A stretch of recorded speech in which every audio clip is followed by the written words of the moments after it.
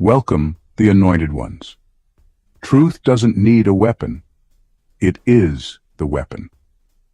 Here's something fascinating. According to social psychology, when someone's actions don't align with the image they want others to believe, they experience a mental tension called cognitive dissonance. In plain language, that tight, uncomfortable feeling when your truth walks into the room and their mask starts sweating. That's you. You are walking, breathing evidence that reality still exists in a world built on performance. And the scary part for them, you're not even trying to expose them. You're just living in a way that makes their carefully constructed falsehoods shrivel like spinach in a hot pan.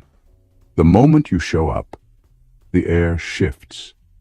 Jokes stop being funny, lies stop being smooth, and suddenly someone's avoiding eye contact like they just remembered they left the stove on in 2009. Your honesty is like flipping on a bright light in a room full of cockroaches. And trust me, none of them are doing the cha-cha to get closer to you. People think exposure is about secrets coming out. No. Exposure is when truth refuses to leave, no matter how many layers of excuses they try to pile over it. And that's why they can't stand you. Your existence forces them to meet the one person they've been avoiding for years, themselves. Number 1, you carry the mirror. They avoid looking into. You carry a mirror that most people don't want to look into, and the reflection has nothing to do with physical appearance. It's about the unfiltered truth of who they are when the act drops. You don't have to lecture them, you don't have to tell them they're wrong, you don't even have to mention their flaws. They feel it. Your presence becomes a silent confrontation. It's not that you're walking around trying to catch people out. It's that you live in a way that makes lies uncomfortable and half-truths too heavy to hold. For years, some people have perfected the art of avoiding themselves. They've built an image, a version of who they want others to believe they are. They've wrapped that image in charm, good manners, selective memory, and carefully crafted stories. Around most people, they can keep it up without a problem. But when they meet you, something strange happens. The mask they've worn for so long starts to feel like it doesn't fit anymore, because you're not interacting with the mask. You're connecting with the person underneath it, and that person knows you can see them. It's uncomfortable because it's rare. Most of the world will play along with whatever role someone is performing. People will smile, nod, and help others maintain the illusion. But you have no interest in playing that game. You don't give false affirmations to keep the peace, and you don't pretend not to notice when someone's words and actions don't match. You treat the truth like oxygen, necessary, non-negotiable, and not up for debate. That's why they feel exposed. They might not even be able to explain it. All they know is that being around you makes them self-conscious in a way they aren't with anyone else. They suddenly hear themselves more clearly. They notice the contradictions in their own stories, and they feel the weight of the things they've been ignoring. It's not because you're judging them, but because you live without needing to hide anything yourself, and that's the part that stings. Deep down, they know the mirror you hold isn't distorted. What they see in it is real, and it's the version of themselves they've worked hardest to avoid. You didn't expose them with accusations, you exposed them with truth simply by being who you are. Number 2, your existence destroys the excuses they've built their lives on. Some people have built their entire life around excuses. They've convinced themselves that certain dreams are impossible, that certain goals are unrealistic, and that living with compromise is just how the real world works. They'll say things like, "That's just the way it is," not because it's true, but because it's easier than admitting they chose comfort over courage. It's how they justify staying in the same place, avoiding risks, and never holding themselves to a higher standard. Then you came along and, without trying, tore that entire belief system apart. You didn't do it by arguing with them or preaching to them. You did it by being proof that what they said couldn't be done was possible after all. You became living evidence that success can be built without selling your soul, that you can stand by your values and still move forward, that you can rise without stepping on others to get there. Your very existence interrupts their narrative and forces them to reevaluate everything they've been telling themselves to feel better about not trying harder. That's the kind of confrontation most people don't want. It's not loud or aggressive, but it's devastating to the ego. Because if what you've accomplished is real, and clearly it is, then their excuses fall apart. They can no longer hide behind the claim that the game is rigged against everyone because you played and still won. They can't say no one can succeed without compromise when you've done exactly that. The moment you walk in, the room feels different for them because their favorite hiding place, the excuse, just got demolished. It's not that they secretly hate you for it. It's more complicated than that. Part of them may admire you, maybe even wish they could do what you've done. But admiration is hard to admit when it's mixed with the bitter taste of being proven wrong. So instead of being inspired, they can grow defensive. They'll pick apart your methods, try to downplay your results, or call you lucky just to protect the fragile comfort of their old beliefs. And that's why they feel exposed around you. You didn't just challenge their excuses, you made it impossible for those excuses to exist. You became undeniable proof that the problem was never the system, the timing, or the opportunity. The problem was that they never wanted it bad enough to pay the real price for it. Number 3, you refuse to participate in their collective lie. A lot of environments run on silent agreements, unspoken deals that everyone is expected to honor. These are not written contracts, but they're powerful. They say things like, "We don't talk about certain truths here," or "We all pretend this behavior is normal," or "We protect certain people no matter what they do." It's how families keep generational secrets, how workplaces protect toxic leaders, and how social circles maintain a fake image. Everyone knows the truth on some level, but the unspoken rule is that you play along or you get pushed out. You are the person who refuses to play along. You don't sign the invisible contract. You're not rude, reckless, or looking for conflict, but you also won't swallow a lie just to make others comfortable. And that's where the tension starts, because when you won't participate in the collective lie, you break the illusion for everyone. You become the one person who makes the truth impossible to bury completely. This isn't about gossip or stirring trouble. It's about living in a way that is consistent everywhere, whether someone's watching or not. When you show up, you make it clear that you're not available for fake peace or false unity. And while some people respect that, others see it as a direct threat. In their eyes, you're not just being honest. You're threatening the very structure they've depended on to survive. That's why they often try to isolate you or label you as difficult. If they can convince others that you're the problem, then no one has to address the real issue. But deep down they know it's not you they're afraid of. It's what you represent. You are proof that it's possible to live without bending to the collective lie. You make it obvious that silence and compliance are choices, not necessities. For people who have spent years protecting the system, your refusal to participate feels like betrayal. It shines a light on their own compromise. It makes their loyalty to the lie look less like wisdom and more like fear. And that's the heart of why they feel exposed. You didn't call them out by name. You didn't reveal their secrets. You simply refused to join in.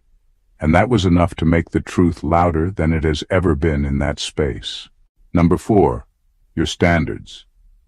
Feel like an attack to the unprincipled. When you live by a higher standard, you don't need to point fingers or make speeches. Your life itself does the talking. For people who have learned to cut corners, bend the truth, or settle for less than what's right, being around you is uncomfortable. You're not trying to shame them, but the gap between what you accept for yourself and what they've accepted for themselves is hard for them to ignore. It's like your standards hold up a measuring stick they never agreed to be measured against, and yet they can't unsee it once it's there. The tension comes from the fact that they know deep down they could have done better. They could have been more honest, more disciplined, more consistent, but they didn't want to pay the price that comes with that. Maybe they told themselves that integrity doesn't really matter, that everyone compromises, that good enough is fine. Those beliefs help them sleep at night. But then you show up, quietly proving all of that wrong just by the way you live, and it pokes a hole in the comfort they've been enjoying. It's not that they wish you were corrupt. It's that they wish you were like them. Because if you were, they wouldn't have to face the uncomfortable truth that they could have chosen differently all along. Instead, you're proof that it's possible to live in a way that doesn't require selling out, and that's a truth they'd rather not acknowledge. So they translate their discomfort into hostility. They'll say you're too rigid or too much, or that you think you're better than everyone. These labels aren't really about you. They're shields to protect themselves from having to change. Your refusal to lower your standards isn't about judging others. It's about protecting the life you've committed to living. But to the unprincipled, it feels like an attack, because it forces them to see that their choices were exactly that. Choices. They weren't forced into mediocrity or compromise. They chose it. And now, standing next to someone who didn't, they have to live with that awareness. That's why your standards make them feel exposed. You're not asking them to meet you at your level. You're simply refusing to drop down to theirs. And that decision alone is enough to make them feel like you've put them on trial without saying a single word. Number 5. You see patterns they thought were invisible. Some people are skilled at hiding their intentions. They move in subtle ways, planting seeds, bending narratives, and positioning themselves so they always appear in the best light. They count on others being distracted, too trusting, or too naive to notice the trail they're leaving behind. This is why they thrive. Most people only see the surface, the polished version of events, and never connect the smaller details that reveal the bigger truth. You're different. You don't just see what's in front of you. You notice the rhythm behind it. You catch patterns in behavior, tone, timing, and choices that most people overlook. A casual comment to someone else might mean nothing, but you remember when it contradicts something they said last month. A sudden burst of generosity might look kind on the surface, but you can tell it's just a strategic move to buy influence. They can't hide their game from you because you read between the lines naturally without even trying. This ability makes people uneasy, especially those who rely on deception to maintain control. They're used to pulling the strings while everyone else dances without realizing it. But with you, the dance feels different, because you've already spotted the puppet master in the corner. Even when you don't call them out, they can feel that you've clocked their methods. You're not fooled by surface charm or convenient timing. You've already mapped the path they're taking, sometimes before they've even finished laying it out. The real problem for them isn't just that you can see the pattern, it's that you can remember it. You connect events over months or years, building a full picture of what's really going on. That makes their usual tricks useless. They can't rely on you to forget, and they can't get comfortable thinking you'll only notice the obvious. And so they feel exposed in your presence. They know that the game they've been playing in the shadows is fully visible to you, even when they act as if nothing's wrong. They can't relax because they understand that nothing they do slips past you unnoticed. You've dismantled the invisibility they once depended on, and without it, they're left vulnerable. Not because you've confronted them, but because you've already seen everything they were hoping no one would see. Number 6. You don't confuse niceness with goodness. There's a huge difference between being nice and being good, but in today's world, those two get confused all the time. Niceness is about presentation, the tone of your voice, the smile on your face, the polite phrases you use to keep everyone comfortable. Goodness is about substance, the decisions you make, the way you treat people when no one's watching, the integrity you uphold even when it costs you something. The problem is a lot of people have mastered niceness as a disguise for a lack of goodness. They know how to be agreeable and charming while doing things that are selfish, harmful, or downright corrupt behind the scenes. You don't fall for that act. You don't confuse a friendly tone with a trustworthy heart. You look past how someone appears and watch what they actually do. You've seen enough to know that the person who greets everyone with kindness isn't automatically a good person. Sometimes, they're just skilled at keeping their darker motives hidden. And because you operate from truth, not appearances, you can sense when someone's niceness is just a cover. This ability unsettles people who depend on their charm to get away with things. They're used to being liked, being trusted, and having doors opened for them simply because they know how to play the part. But with you, the mask slips almost instantly. You don't give extra credit for politeness when the actions underneath tell a different story. That makes them uncomfortable because it means their usual tactics, the ones that work on everyone else, don't work on you. To you, goodness is proven in how someone handles responsibility, how they treat the vulnerable, how they behave when no one is watching. Sweet words don't impress you if they're followed by selfish choices. A pleasant attitude doesn't erase dishonest actions. That's why people feel exposed around you. You're not distracted by the packaging. You're focused on the contents. And here's the truth they can't escape. Niceness can be rehearsed, but goodness can't be faked for long. You're not fooled by surface-level charm because you've learned to measure people by their consistency, their actions, and their truth. That's why those who hide behind politeness get nervous around you. You see the reality they've worked hard to keep hidden. Number 7. You remember what they pray others forget.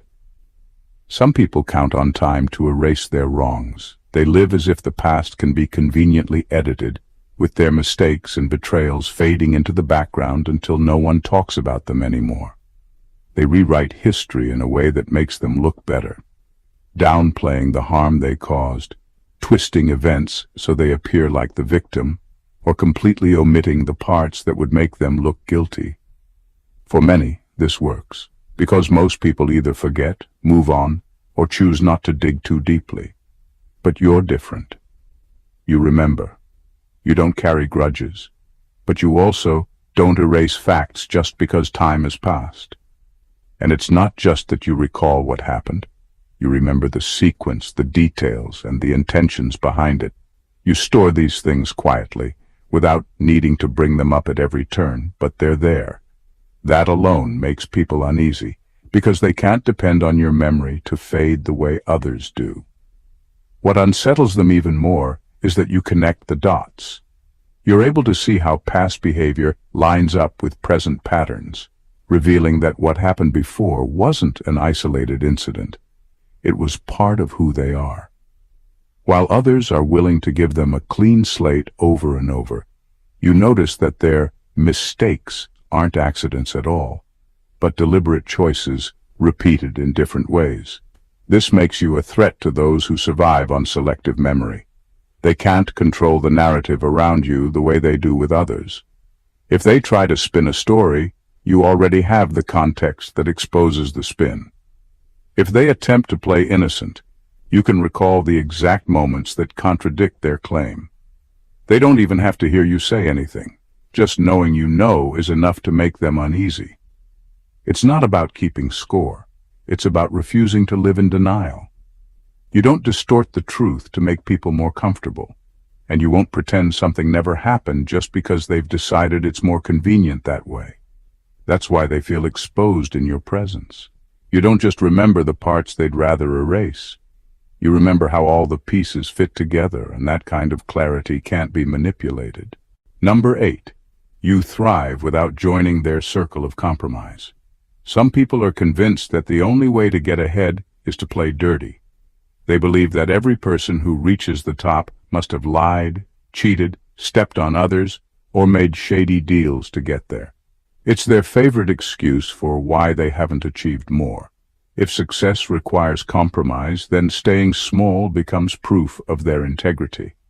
It's a comfortable story to tell themselves because it lets them feel morally superior while avoiding the hard work and discipline that real success demands. Then you come along and ruin the script. You're not just surviving without compromise. You're thriving. You've achieved things they said were impossible without selling out. And you've done it openly, without hiding who you are, or bending your principles to fit in. That shakes them because it means their narrative is built on a lie. If you can rise without cutting corners, then maybe they could have too. And that's a truth they'd rather not face. The part that unsettles them most is that your success is undeniable. You're not barely scraping by while clinging to your morals. You're doing well, and you're doing it in a way that's visible. There's no backroom deal they can point to, no scandal they can whisper about, no dirt they can dig up to prove you're like everyone else. You're proof that integrity doesn't have to be sacrificed for achievement, and that proof makes their excuses collapse. It also removes the shield they've been hiding behind. If they can no longer claim everyone's dirty at the top, then they have to admit that maybe they just didn't have the discipline, vision, or courage to pursue their goals in a clean way. That realization is uncomfortable, so instead of being inspired by your example, some will try to discredit it. They'll say, you got lucky, or that you had advantages they didn't, or that you're not really as ethical as you seem. These are just attempts to protect themselves from the truth you represent. You didn't set out to expose them.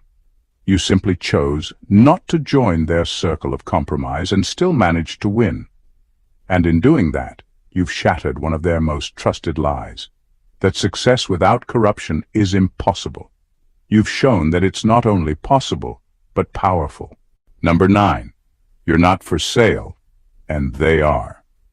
In corrupt systems, the whole game is built on the belief that everyone can be bought. It's not just about money. It's about favors, influence, opportunities, status, or anything else that can make someone trade their principles for personal gain. The people running these systems operate with one unshakable assumption. Given the right offer, anyone will fold. That's how they maintain control. They don't have to threaten most people.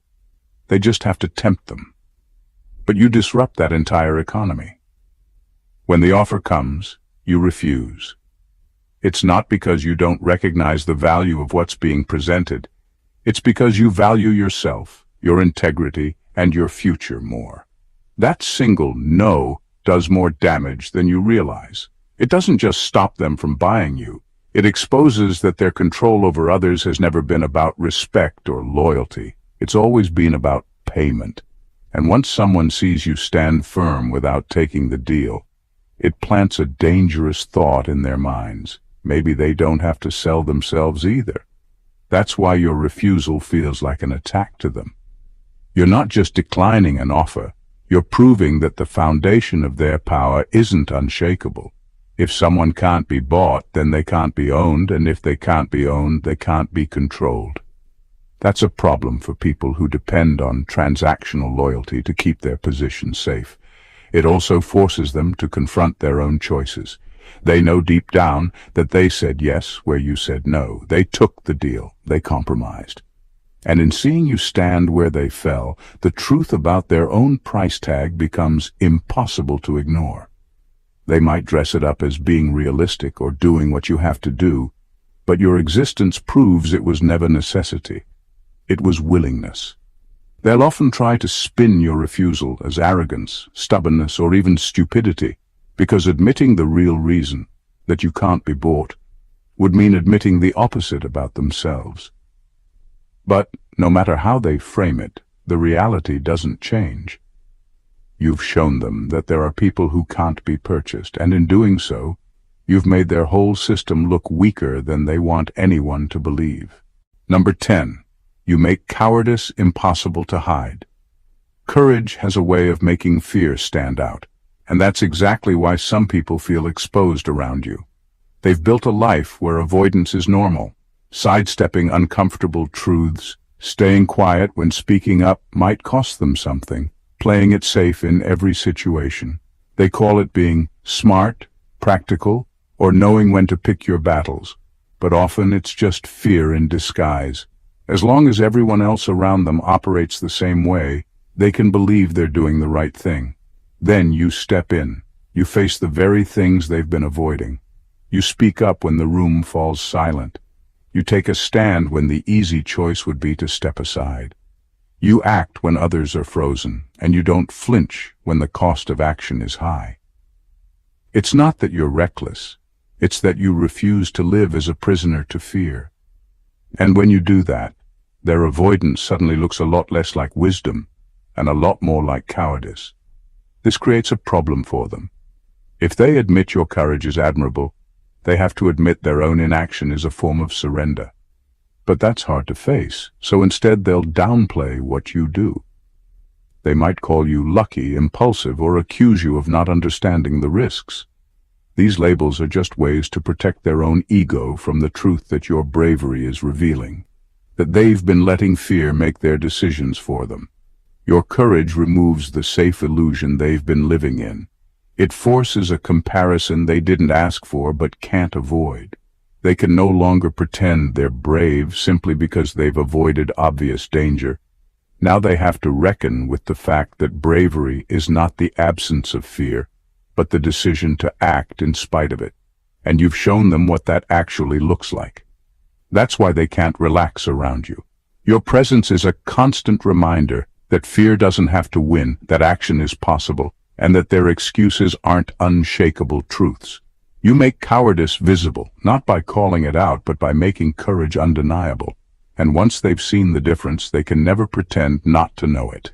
Number 11. You live in the open, while they depend on shadows. Some people survive by keeping things hidden, not just mistakes, but entire parts of who they are. Their power, influence, or reputation rests on selective truth-telling, carefully managed appearances, and keeping certain doors closed so no one can see what's really inside. They've built a life in the shadows, where information is currency, and secrecy is their safety net. As long as no one asks too many questions, they can keep the image intact. You don't live like that. You don't need to. Your motives, choices, and even your past can stand in the open without fear of collapse. You don't hide your intentions because you're not plotting anything that would crumble under scrutiny. You don't cover your history because you've owned it, learned from it, and moved forward. You're not trying to protect an image. You're simply living in a way that can survive being seen clearly. That difference alone makes some people uncomfortable. Transparency has a strange effect. It doesn't just reveal the open person, it also throws shadows into sharper contrast. When you can stand in the light without flinching, it makes others wonder what they would have to hide if the same light was on them. And if they're hiding a lot, your openness becomes threatening. Not because you've exposed their secrets, but because you've shown that secrets aren't the only way to live. Your presence becomes a quiet challenge to their entire way of operating. They depend on controlled narratives, but you don't need one. They protect themselves by limiting what others know, but you don't operate under those restrictions. They've built their strength in the dark, but you've built yours in the light, and that makes them question the foundation they're standing on. People like this often try to spin transparency as naivety, saying you don't understand how the game works or that you're too open. But what they really mean is that your openness makes it harder for them to justify their secrecy. It removes the idea that hiding is always necessary or wise. And the truth is, once people see that it's possible to live without constant concealment, they start wondering what exactly is hiding in the shadows. That's why your life in the open feels so exposing to those who depend on the dark. Number 12. You don't just spot the lie, you spot the motivation behind it. Catching a lie is one thing. Plenty of people can notice when a story doesn't add up, or when someone's words don't match the facts. But you don't stop there. You don't just hear the falsehood. You start tracing its roots. You ask yourself why it was told, what it's meant to hide, and what bigger plan it's connected to. That's the part that unsettles people the most. When someone lies, they're often counting on the listener to either believe them or drop the matter after spotting the inconsistency. Most won't dig deeper because it feels uncomfortable, confrontational, or unnecessary. But you don't take things at face value. If something feels off, you start mapping it against other things you've seen and heard. You notice how it fits a pattern, what the timing suggests, and whose interests it serves. By the time others are still processing the surface-level lie, you've already understood the machinery behind it. This is dangerous for people who depend on deception to get their way. A lie can survive being caught if no one uncovers its purpose, but you strip it bare. You reveal the strategy behind it, which often exposes not just one falsehood, but an entire network of manipulation. That's why people who are used to controlling the narrative get tense around you. They can feel that you're not easily distracted by the details they throw out to mislead you. You're watching the entire board, not just the piece they're moving. And it's not about being paranoid or suspicious of everyone. It's about understanding that lies are rarely random. They're tools, and tools are always used for a reason. You've learned that uncovering the reason is where the real truth lives. This makes you harder to fool and harder to control because you're not reacting to the lie itself. You're dismantling the intent behind it. People who operate in dishonesty can't relax around someone like that. They know that even if you don't call them out immediately, you've already seen more than they wanted you to. You've connected the dots they hoped would stay scattered. And once you've identified the motivation, their lie doesn't just lose its power, their whole strategy starts to fall apart. Number 13. Your integrity can't be manipulated into silence. Most people can be pressured into silence if you hit the right nerve. You appeal to their sense of loyalty. Don't say anything, we're family. You guilt-trip them. If you speak up, you'll ruin everything we've built. You leverage social pressure.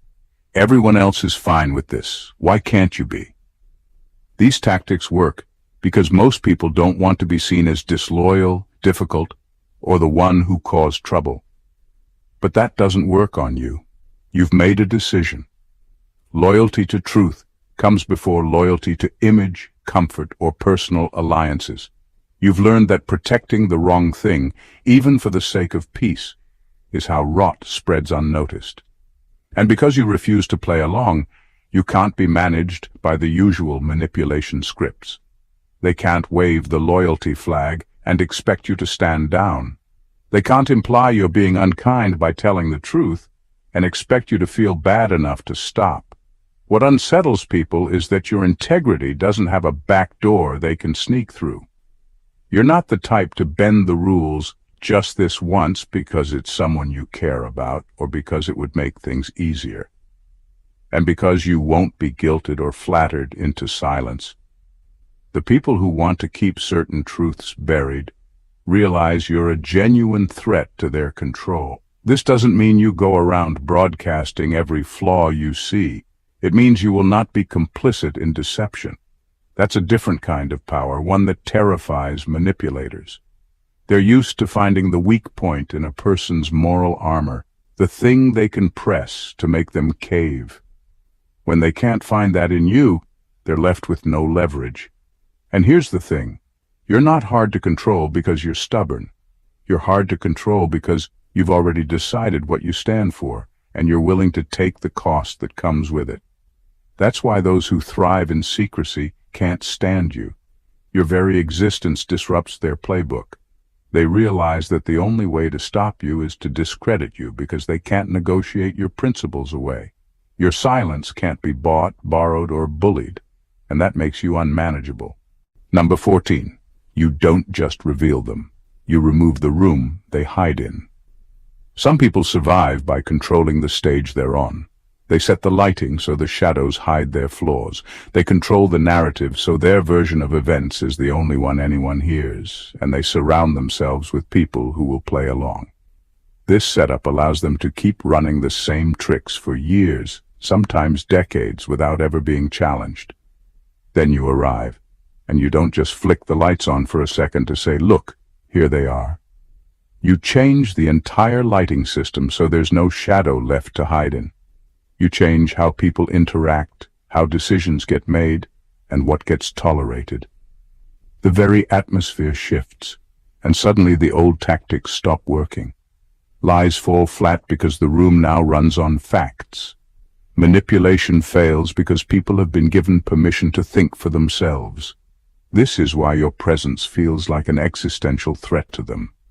It's not just the embarrassment of being caught in one bad act, it's the realization that their entire method of survival has been rendered obsolete. You've dismantled the stage they performed on, taken away the props they leaned on, and replaced the script they used to control the room. The most unsettling part for them is that you don't even have to directly attack them to make this happen. By simply operating differently, by being consistent, transparent, and grounded in truth, you introduce a new standard. That new standard spreads, and it quietly erodes the structures they depend on. What used to be normal, whisper networks, backdoor deals, unspoken rules, becomes impossible in an environment you've influenced. This is why they don't just dislike you.